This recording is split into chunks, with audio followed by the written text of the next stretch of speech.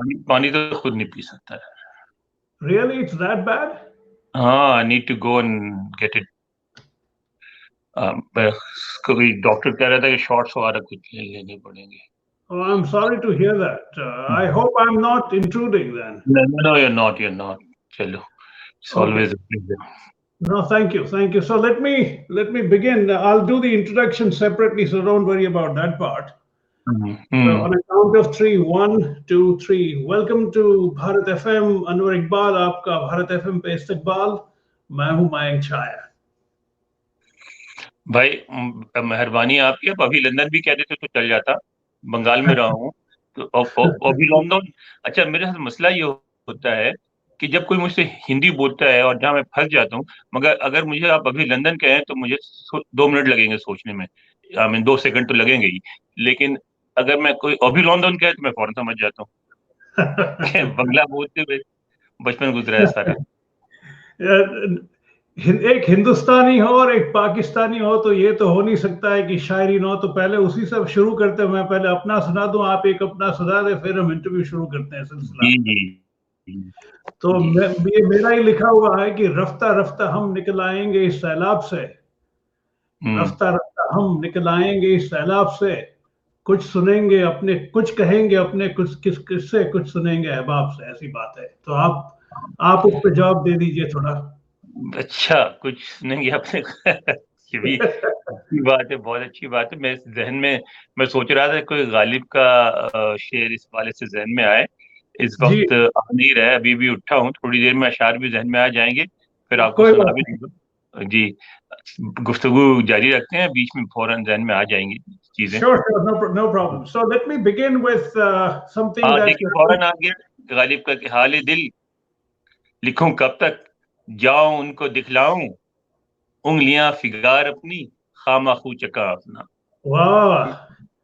कि मैं कब तक अपना लिख लिख के हाल बयान करूं, वो जाके उनकी उंगलियां खा दूं तो जो कटी हुई है, और अपना मुंह दिखा दूं जो खून से भरा हुआ है। Well, wonderful. Anwar, since we are meeting in the immediate aftermath of India and Pakistan sparring yet again at the United Nations General Assembly over minority rights, what's your perspective on the minority rights in Pakistan? And to tell our listeners and viewers, the immediate provocation for India was the burning down of a Hindu shrine in Khyber Pakhtunkhwa in Karak Tehsil last month. I think, see, instead of India and Pakistan, if we talk about South Asia, then it's a sad fact, it's a sad truth that somehow we failed to develop tolerance for minorities. Whether it is in India or whether it is in Pakistan, we have this strange attitude that if we are a majority, then whatever we say is right, and the minority should follow us. This is something that I've seen in Pakistan too. When you are from India, you might have seen, must have seen it in India as well. So I think there is a need in both countries for making people understand that the majority, yes, has majority means you are the dominant factor in a setup, but that does not mean that you dominate everything, you dictate everything, that those who are smaller in numbers, they also have rights. Uh, are you struck by the fact, I'm talking again specifically of the UN resolution, that among the co sponsors were countries like Saudi Arabia, Egypt, Iraq, Yemen, Sudan, not exactly brilliant examples of minority rights themselves or even human rights? Well, that's how the United Nations functions, doesn't it? Sometimes, I think one of these countries also became something chair of the Human Rights Commission or something in the recent past. Right, Remember? So right. I'm like the United Nations is a group of states, not individuals. So most of the time these kind of things actually it works in a rotation, that if you start with A and you go all the way to Z, so whichever country comes in that order, that country becomes the chair of the human rights, could become chair of the Human Rights Commission, or say fine arts or whatever, even though it may have no fine arts or no human rights, but that is how the United Nations functions. Since we are in the midst of the COVID-19 pandemic, would you care to describe the overall situation in Pakistan? I don't know. Again, I mean, this is something. This is sort of a mystery. Both India and Pakistan. I would have thought, given our population density, given a lack of resources, lack of health facilities, I had expected that both the death toll and infections in both India and Pakistan would be much higher. I'm surprised why they are so low. I mean, do you have any clue why? No, I mean, it could be several factors, including perhaps historical immunity. But I'm as baffled as you are. You're right. The numbers, even I was expecting to be far more staggering than they've been, and mercifully so. I'm very glad that they are what they are. True, true, true. But at the same time, there is also a problem of reporting these numbers often in our part of the world. But even if you discount that fact, I think you're right that they are mercifully very low. But I read the other day that China is going to donate some 500,000 doses of coronavirus vaccine to Pakistan by January 31st. Uh, Hmm. to me, that seems like a deeper malaise in terms of Pakistan as a state not having invested in things like pharmaceutical R&Ds. Do you think that's an accurate way to look at that? I think you're right. I think it's a sad fact that Pakistan did not. Pakistan should have. Pakistan had the capacity of developing these things as you guys did, but for some reasons we chose not to, and we focused on things that we should not have, and the focus should have been developing these things, but we did not. And so yeah, we do have a pharmaceutical industry, but it's not as advanced that it is in India, and that's why whenever we are stuck in a situation like this, we need external help and support. Does something like this cause introspection within not just the people of Pakistan, but especially the leadership of Pakistan, that we look pretty terrible when a situation like this arises, that we have to depend on vaccine donations from different countries? Yes, it is unfortunate, but it is true. I mean, our leadership, Pakistan has suffered from political instability right from the beginning, and therefore you see what happens in India. It did happen in India too, but after Nehru for like a period of 10 years or so.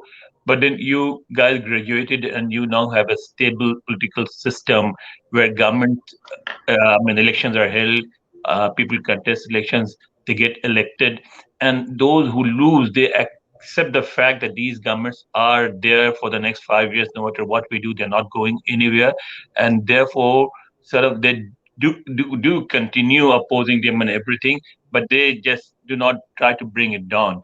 What happens in Pakistan because of its political instability? Uh, as soon as a government is elected or selected. Both happens in Pakistan. That's another sad fact about Pakistan. And so from day one, people start trying to bring it down, and they use both constitutional and unconstitutional means.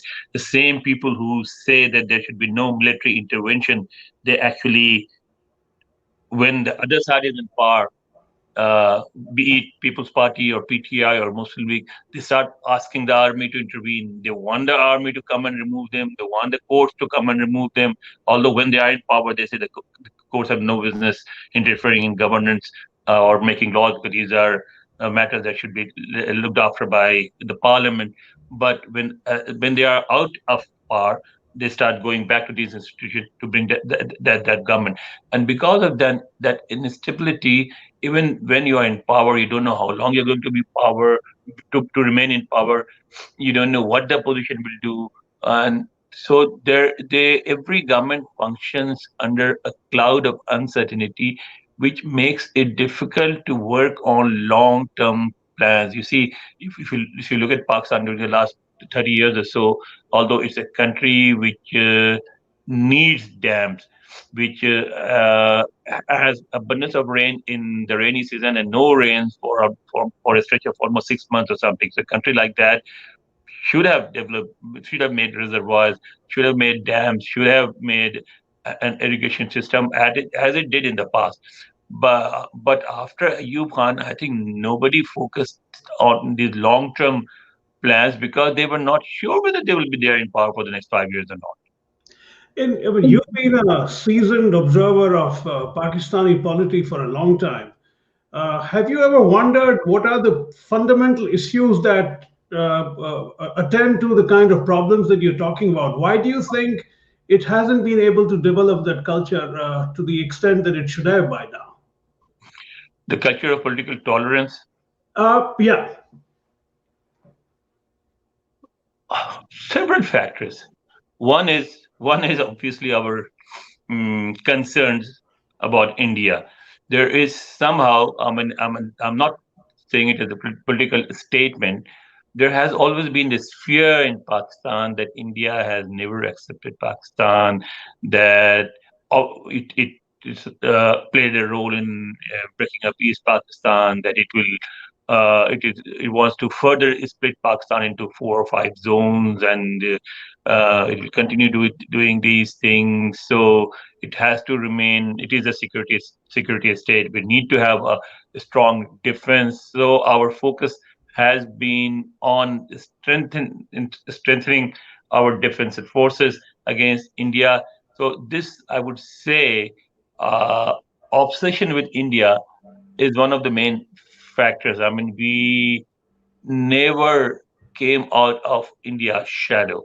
And I always, whenever I have discussions with Pakistanis, they always say that, look, we might have separated from India in 1947, but we have been a separate country for 70 plus years now, and we need to learn to behave as an independent country, not as India's extension.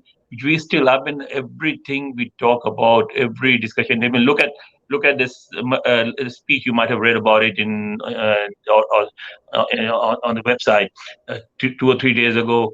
Marib Nawaz speaking also the Election Commission of Pakistan, saying that Imran received money from India and Israel. right. Now, why would India give money to Imran? Of course, but that's what she said, and that's what the entire opposition is saying. This is one of the major issues now of the Pakistan Democratic Movement, that Imran receives money from India. And when Imran is out of power and he is leading sort of a campaign against whoever is in power, and then he would also repeat the same thing, because that is an easy thing to do. Just blame someone. He received money from India, and that will be his or her political doom. So I mean, I think Pakistan needs to come out of India's shadows and start behaving like a country which has been an independent sovereign state for the last 75 years, and look at its own problem on its own, rather than looking at everything from India's perspective. Yeah, I'll come to a little bit of elaboration on that aspect in a bit, but I wanted your take on the new US Secretary of Defense, Lloyd Austin, who has now been confirmed, has described Pakistan as an essential partner in any peace process in Afghanistan. What do you think it means in real operational terms on the ground? See, that is another thing that Americans realized after losing about 18 plus years in a war that they were never going to win. I go back to 2001, when the 9/11, when the 9/11 the events of 9/11 happened. Uh, I used to work at an American news agency, and Pentagon late October, after they invaded Afghanistan, they sent a colonel to our newsroom to explain things for us. And he got up and he said, "This is what we will do. This is how we will subdue the Pashtun. This is what we will how we eradicate the Taliban, and this is what how we will set up democracy in Afghanistan, and then we'll go." And so our editor, Mike John Sullivan, who was British, a former MP in the Thatcher government, he said, "Well, Anwar, you are from that region, so why don't you say something?" So I got up and I said, "Colonel, I think you are making the same mistake that everybody does in Afghanistan. And therefore, this war may or may not end the way you desire." He said, "Why? What mistake we did?" I said, "When you look at Afghanistan, the first thing you realize that there is a Pashtun majority, but they're not like 70 or 80 or 90%. They are about 60, 55, 60%, or maybe less. And so then there are other ethnic groups. So whoever invades Afghanistan goes negotiates with those people who are non-Pashtun, and with their help takes the country. And the easiest city to take is Kabul, because it is surrounded by non-Pashtun areas. It is a non-Pashtun majority country, and it has a history to fall whenever Afghanistan is invaded. It does. You take it, and then the Pashtun insurgency starts, and ultimately they start fighting a slow, painful, but a very, very, very long war, and ultimately they force the occupiers to leave. And that is what exactly you did. I mean, Pathan, Taliban or no Taliban, they do not matter. Pashtuns do. And whenever you will come to Afghanistan, empowering non-Pashtuns, Pashtuns will react. They will never accept it.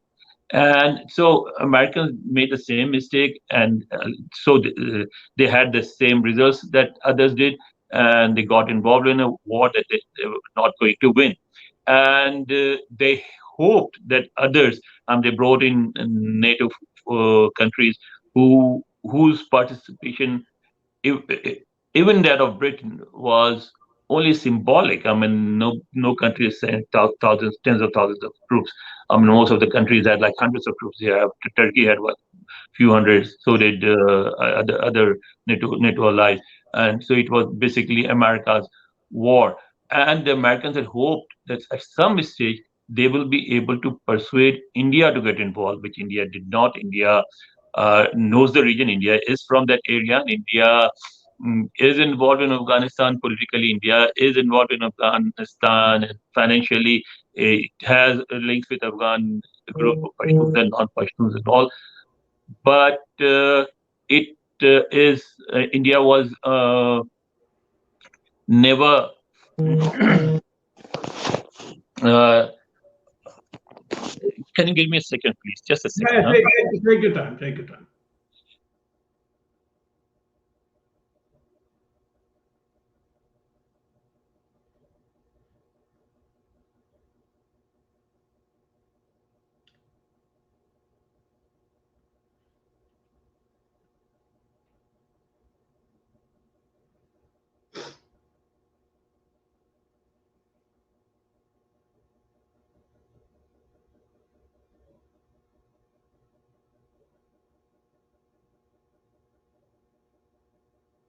Hello, can you hear Yeah, me?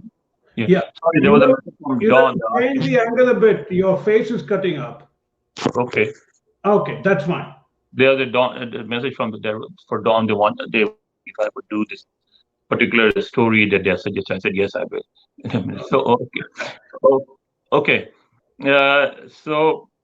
India was never going to get involved. India knows having friendship with Afghanistan is one thing, and sending troops is another. The moment you send your troops, you right away become an enemy. So Right. they did not, and so it took them like 18 years to realize that they cannot win this war. What they will need to do is what Pakistan has been suggesting right from the very beginning, that negotiate with the Taliban. And now they want to negotiate. They want to bring this war to an end, and they want to withdraw their troops.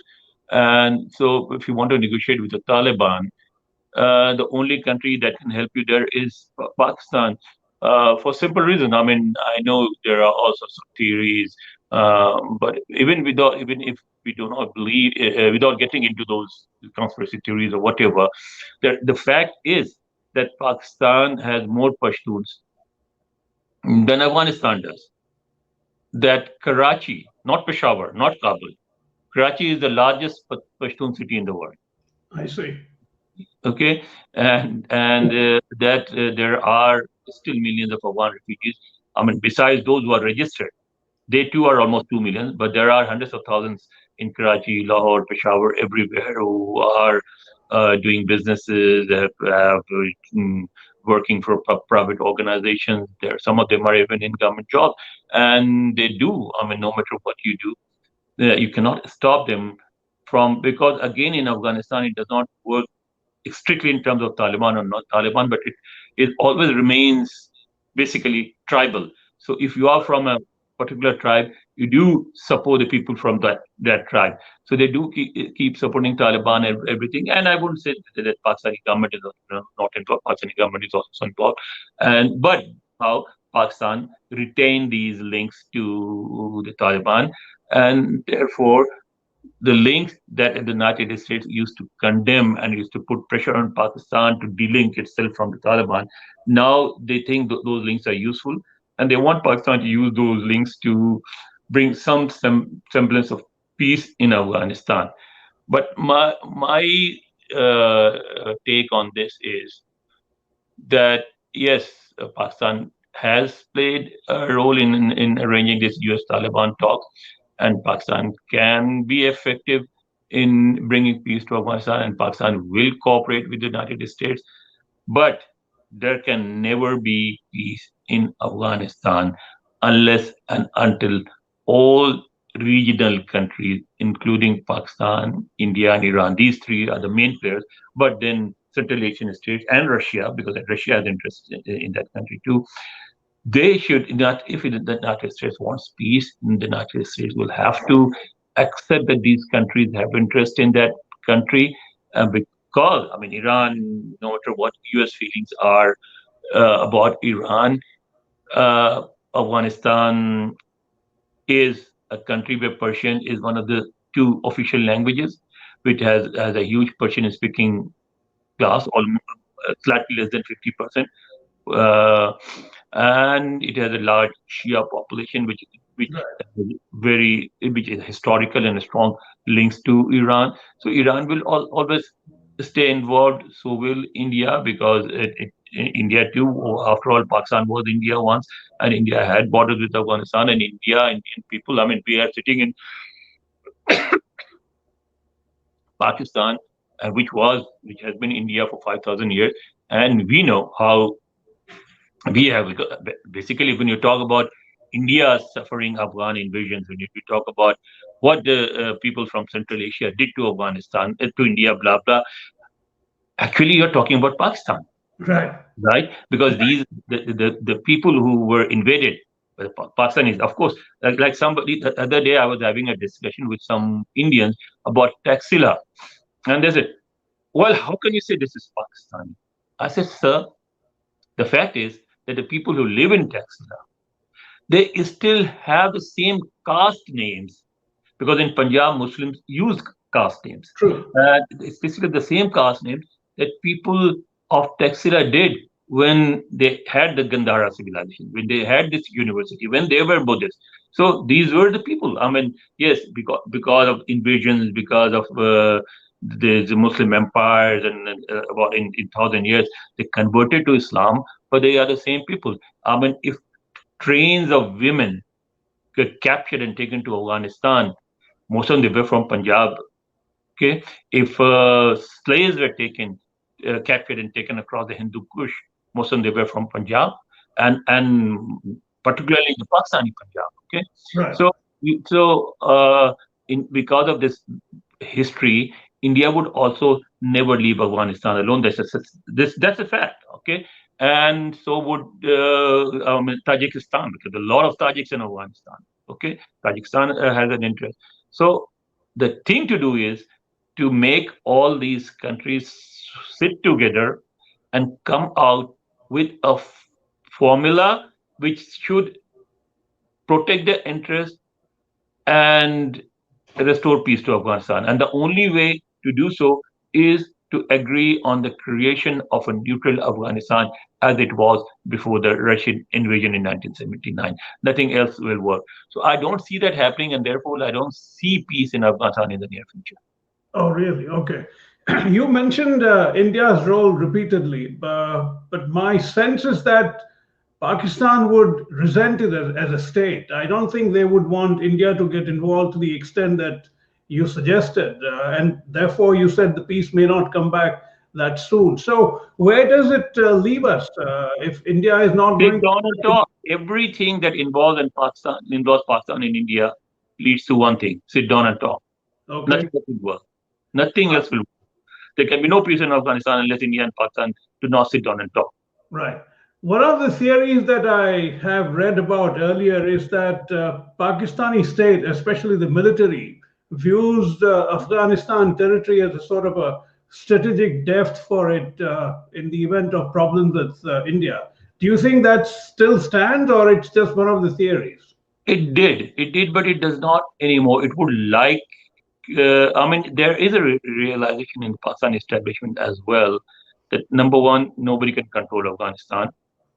Even indirectly, they thought at some stage that if they do not get directly involved, they will be able to have a controlling influence on Afghanistan.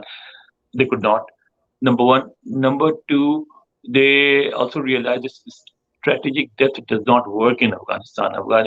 See, one of the main disputes with Afghanistan is over the Duran line.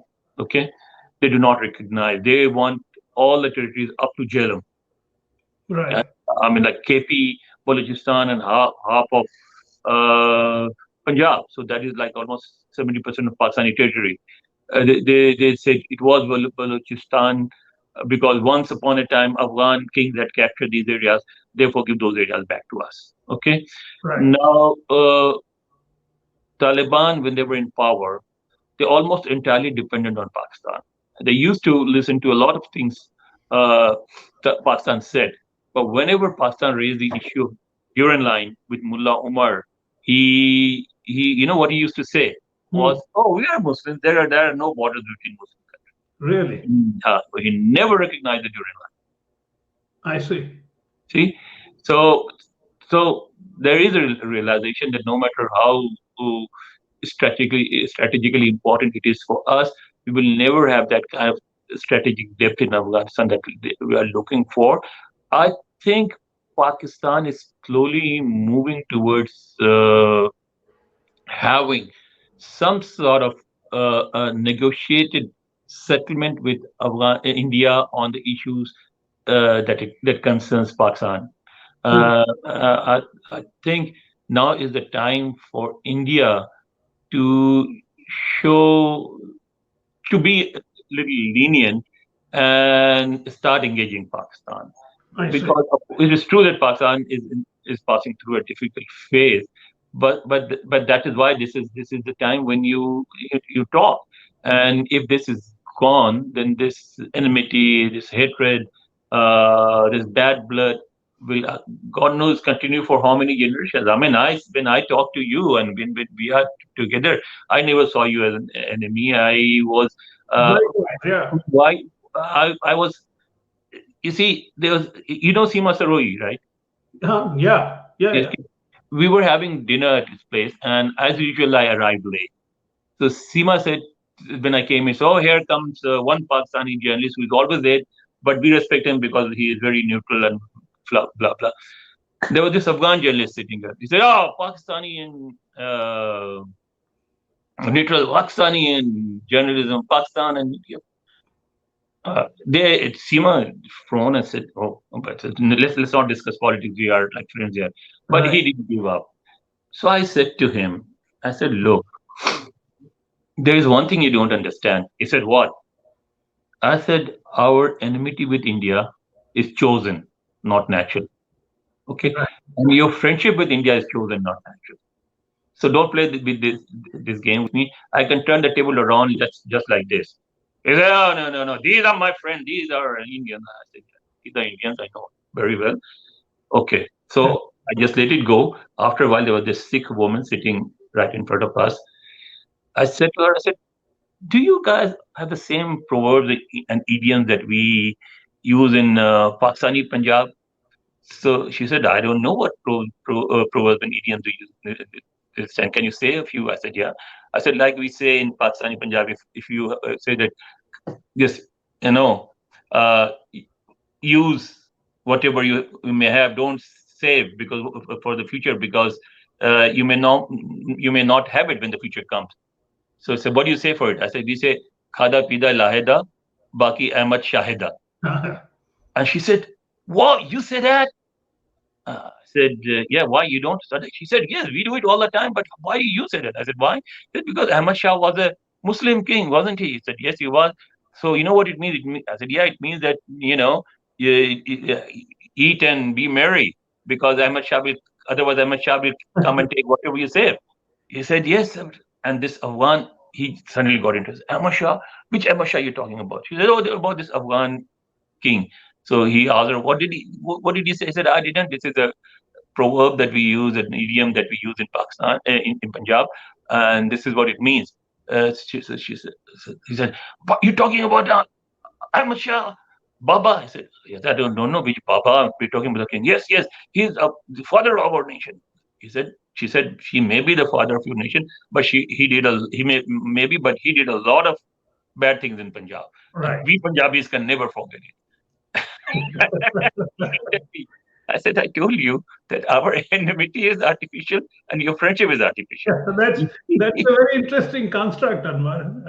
I haven't heard that ever before. That's rather well put. I mean, that's how it is. Yeah, it is. It is. Pakistan's Foreign Minister Shah Mahmood Qureshi has called on President Biden to follow up on the ongoing Afghan peace process, especially in terms of US troop withdrawal.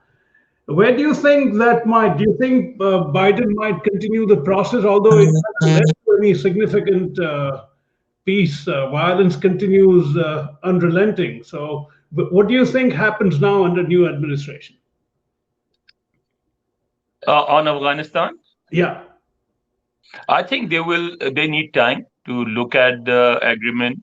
They need time to meet the Taliban leadership because they have been out of power for the last 4 years, and they don't know some of the new faces that have come up, and especially those who are engaging with the United States. They will go back and meet people in Kabul. They would want to meet people in Islamabad, and I think for the next 6 months or so, we will see a lot of reviews, and Taliban may continue issuing statements saying these things, but they will also understand the need for the new administration to have a closer look at things, and then they will engage the Taliban in serious negotiations because they have no other option. But there will be with a difference. I mean, Trump was in a rush because he wanted to settle the Afghan dispute before the elections and use it for winning votes. right. But while the Biden administration is under no such pressure, so it will not insist on withdrawing the troops as quickly as Trump was. So, and this is something the Taliban will need to understand, and I think they will understand, and they will have to renegotiate some of the things. But I think ultimately they'll be able to reach an understanding. Yeah, but there are only 2,500 troops, which in military terms is practically zero, right? Yeah, that is true. That is what the Americans will say.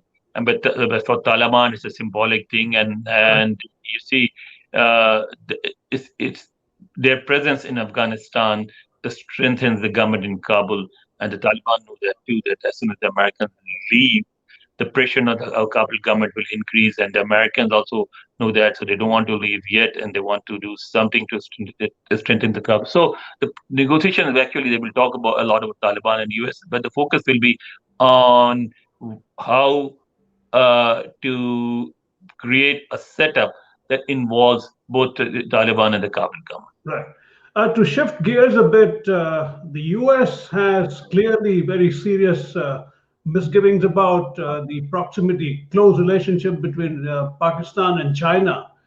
In fact, Pakistan's foreign minister only recently said that the US should not treat that as a zero sum game. Do you think Biden and the new incoming Secretary of State, Anthony Blinken, would agree with that assessment?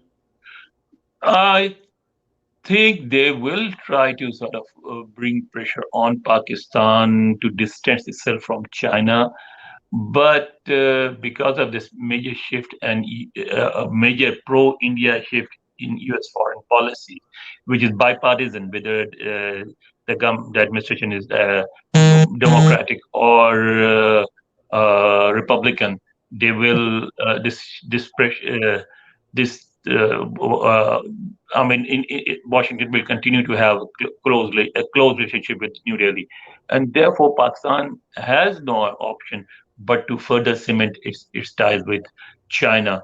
So, and this is something probably, if not immediately, ultimately the new administration will also understand, as the Trump administration did, Yeah. and they will find a way to work around it.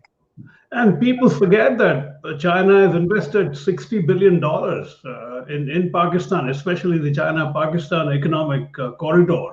With Yes, it that did. kind of And investment, you are already in a sort of a debt trap, which is that, China's policy across the world. that that too, but more than that, I mean, Pakistan has also been has been a door to China. I mean, after all, don't forget that Nixon went through Pakistan. True. Kissinger flew from Murray Right. to Beijing.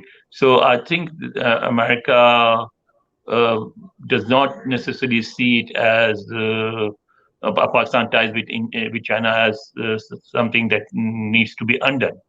Okay.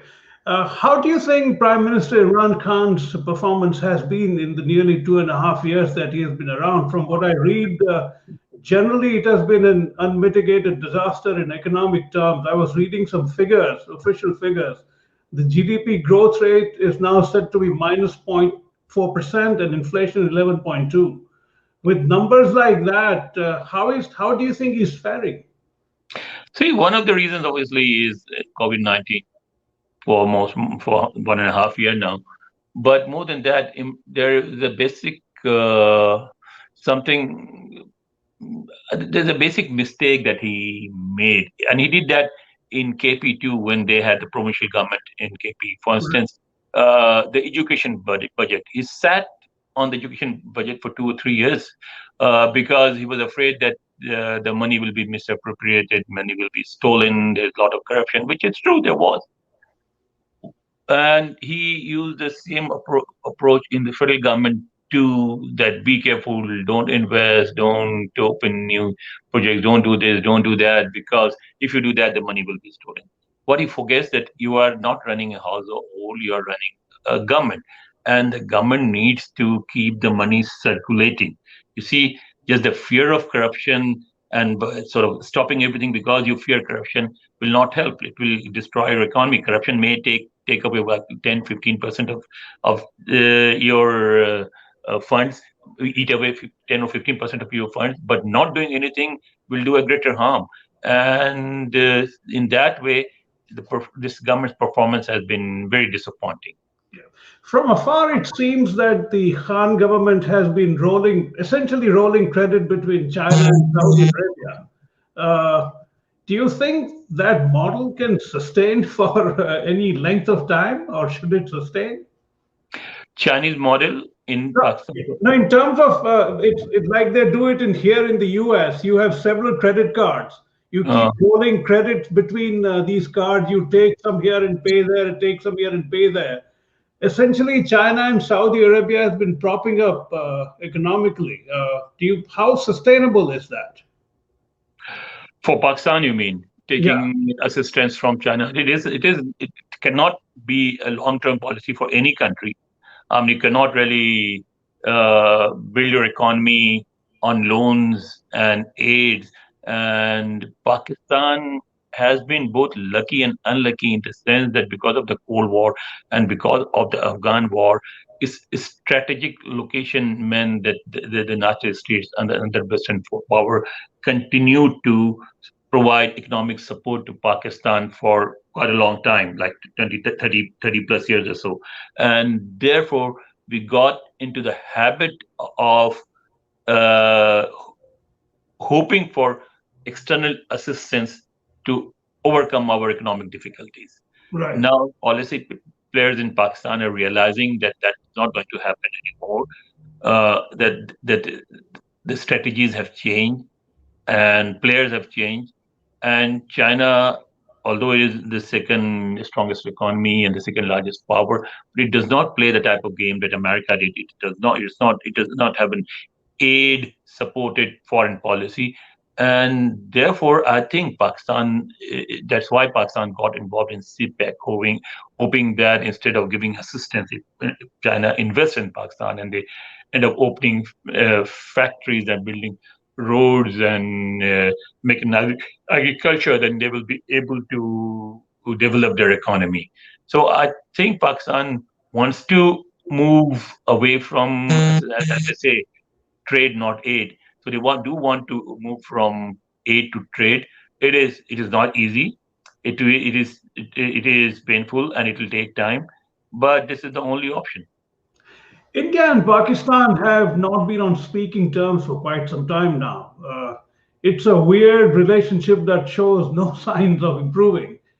To his early credit, in his first time, Prime Minister Modi did try hard to engage with Nawaz Sharif, but Nawaz Sharif is no more on the scene. What do you think is the way out? On the Pakistani side, the insistence is on treating Kashmir as the core issue, which India rejects.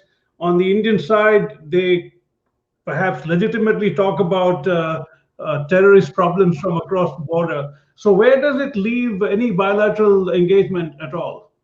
I would say that no matter how bad the situation is, no matter what the problems are, there is no harm in talking.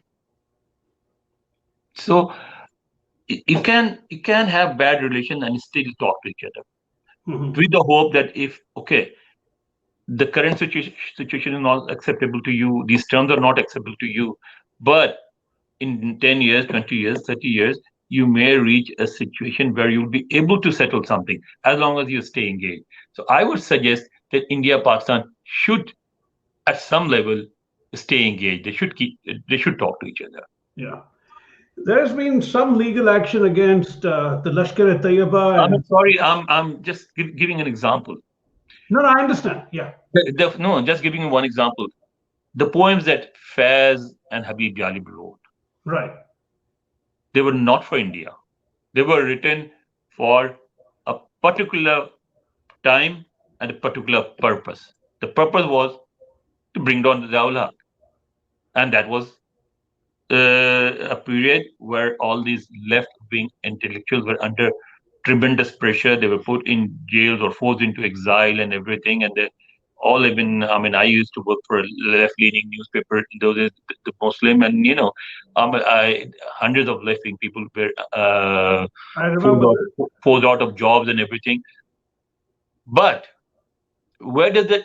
Where do those poems, Jalibs, that were particularly written against Ayub Khan and then Zaula, where do they resonate? In New Delhi. Why? Because They of the do, language.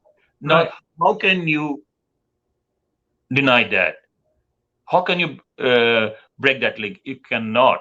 I True. mean, not even by saying that, oh, this poem is against idols and against idol worshipping, against Hindu religion, but it did not stop people from singing those songs because they realized that they had nothing to do with Hinduism. I Right. mean, obviously, he wrote a poem against a ruler who was using Islamic symbols to justify his the rule.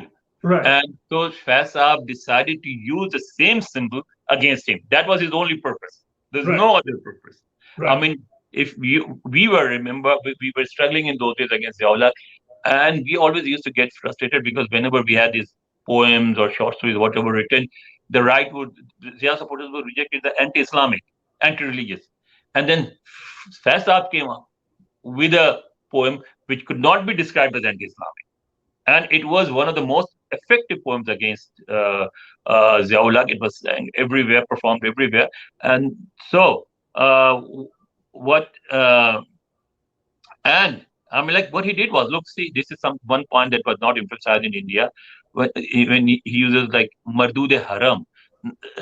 Haram is not just an ordinary mosque; it is also used for Kaaba and all the holiest of holy places in Islam.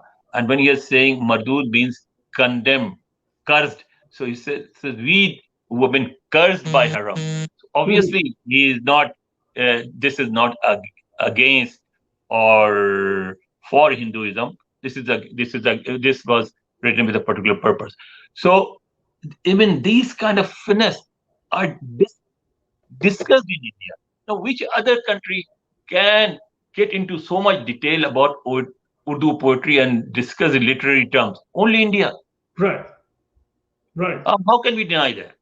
No, it's absolutely. I agree 100% with you. And Why it's would an American be interested in whether it is? Mardude haram, what does it mean? What it does not mean. Yeah, true. Mm. Yeah. I'm just last three questions. I know you're not feeling that well.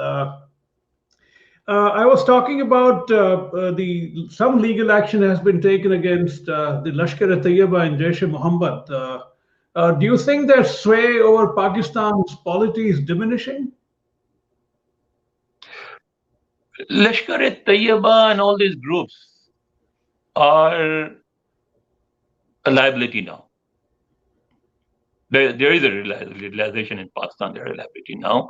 There was a time when right after the Afghan war, there were people in Pakistan who thought that this could be an effective way of bringing pressure on India in Kashmir, but now it's not working. So Pakistanis also want to get rid of it. Obviously, they will not arrest them and send them to India because then there will be a backlash in Pakistan. But I think gradually Pakistan is, I mean, if you visit Pakistan now, you have visited Pakistan in the 1980s, you will see a major shift away from religion. It is slow, it is not very obvious, but if you engage, you talk to people, you talk, especially if you talk to the younger generation, uh, you will see that shift. It is happening and it will happen. And Pakistan is actually slowly but definitely getting rid of this religious enthusiasm that was created by Ziaulak. It is coming out of Ziaulak's shadow. It is still need some time to do Mhm. it, but the move has started. Right. I have a broad question about Pakistan's cultural life, which has been repeatedly co opted by its terribly fractious and volatile politics. How is Pakistan cultural life these days? Coke Studio, you must have Yeah, bought it, right? yeah, Now it is hugely popular.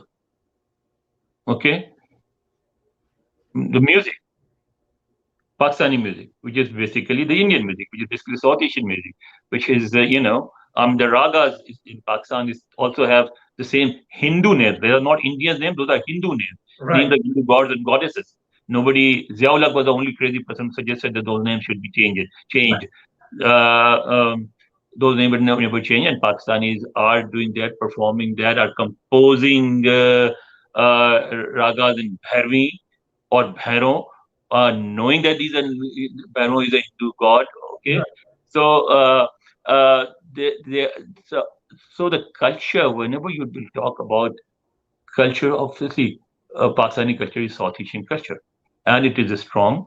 And no matter how hard Zia tried or whoever else tried, it they they fail in defeating it. And the culture means food, the culture means music, the culture means literature, the culture means dances. I mean, one of the complaints I heard from an Arab friend in Islamabad when I was living there, he said, "You know what? Is one problem with you guys. You can never become true Muslim." I said, "What is the problem?" He said, "You guys are too much into music." I said, "Yes, that is how we are, and we will remain so." So yes, I mean Pakistani culture and was never weakened. Pakistan ये south यार ये जो है ना ये अचार खाना ये Gee. दाल खाना ये नहीं छूटेगा कभी भी no matter how Muslim you become. When I was in Kabul living there were two little boys who would come and knock at my door and say, uh, uh, Shuma, uh, Punjabi hasti, man Afghan hastam.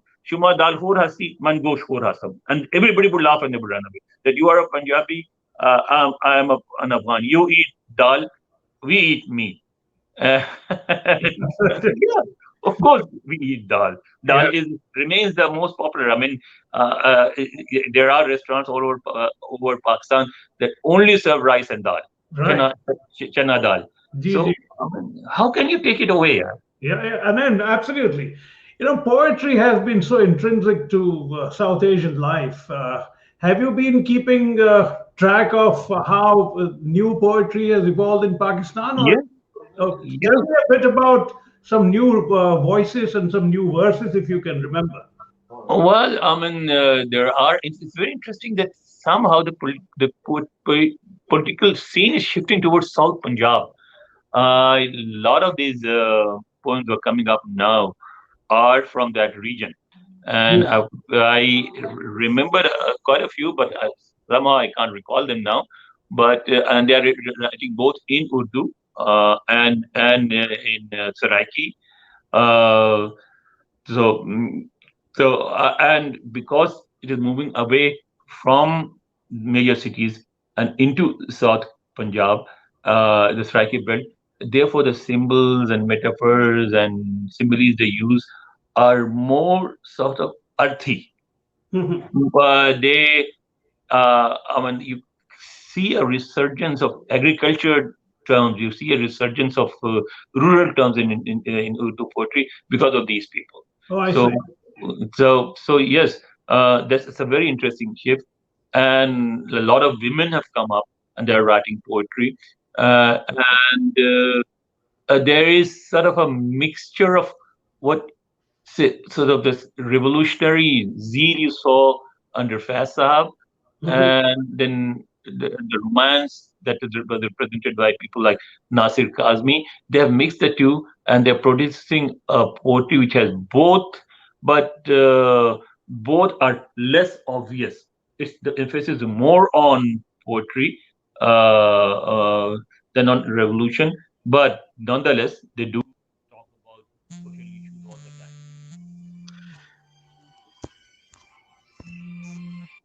You have a call coming, but I'm about to wrap up, Anwar. Uh, can you hear me? Yeah.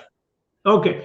Just last two things. I'll wrap it up now. Speaking of cultural life, there has been some buzz slash controversy about Sarmad Khusad film Zindagi Tamasha. I was reading up. There is something called the Tehreek-e-Labbaik Pakistan, Yeah. which has in fact made life miserable for Mr. Khusat.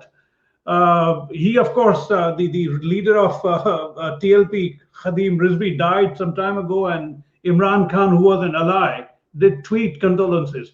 Where do you think an alliance like that leads Pakistan when it comes to fundamentally changing its culture? They are there, people like Khadim Rizvi, and they keep doing whatever they intend to do. But they were always there, and they never had much of an impact on the cultural scene. Writers, poets, performers always ignored them. They always find a way to express themselves despite these pressures. So, yeah, these pressures will be there, and they will continue creating problems, but I don't see them having much of an impact on. I mean, they may be able to ban a movie or two, but how would they stop these plays that are performed everywhere now in Pakistan? That has become more popular in Pakistan. I mean, like these localized stages that do this um, uh, live shows. Okay, Right. that have like it only used to happen in Lahore once. Now it is happening all over the country. There's Oh, that's hordes of yeah. theater groups in Pakistan that are doing it. There are things like Coco Studio, and there are mushairas that continue, and mushairas have become again become localized. They're in sort of instead of having a grand mushaira on PTV, you have it in sort of in your neighborhoods, in your towns, in your cities. So uh, that goes on, and since a lot of these things are also happening in Pashto, in Sindhi, in Balochi, in Punjabi. So you probably do not hear as much about it as you would do if it happened in Urdu. But these things are happening. And finally, to wrap up, since you mentioned all these languages, I've always been interested in how the stranglehold of Punjabi feudalism and landlordism has distorted Pakistan as a country, and in the process, in some ways, made it a permanent flashpoint. Do you think there are these tensions still existent in terms of Punjabi stranglehold and leading to serious subnationalism in Balochistan and Sindh? See, Punjab is the dominant province. Punjabis are like 60% of Pakistani population. Okay, and therefore there will always be some complaints against Punjabis. But Punjab has also been urbanized.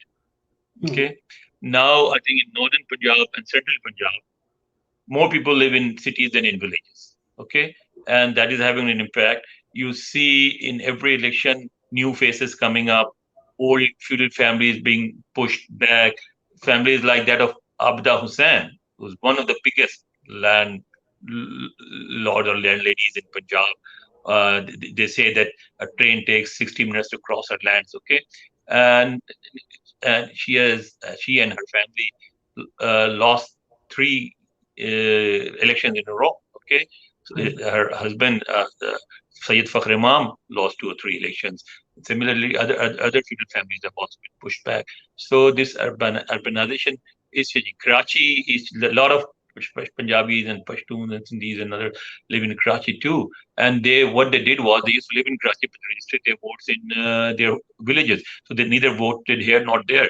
But now they're registering in Karachi. So now we are getting more and more Pashtun members of provincial assemblies and national assemblies from particularly provincial assemblies from Karachi. So all these things are bringing in a new urban political touch, urban political influence on Pakistani politics. On that note, Anwar, I really want to thank you. I know you haven't been well and you still found time to talk to us. I tremendously appreciate that. Thank you very much. And on that note, I would also say, आप मिलकर बातें दो चार करें, जिंदगी की कुछ कम रफ्तार करें. So that's what we did today. And yes, thank you. Sorry, I was not was not well, so it could have been much better had I been, No, I understand. I hope you recover soon with all your problems, and all the best. And we are running, by the way, this is our signature interview called Stars Aligned, which runs on Sunday at 10 a.m. I'll of course give you enough notice, so if you want to distribute it among your network, we would be very happy. Okay, thank you very much. Khuda Hafiz. Bye. Bye. All the best. All the best.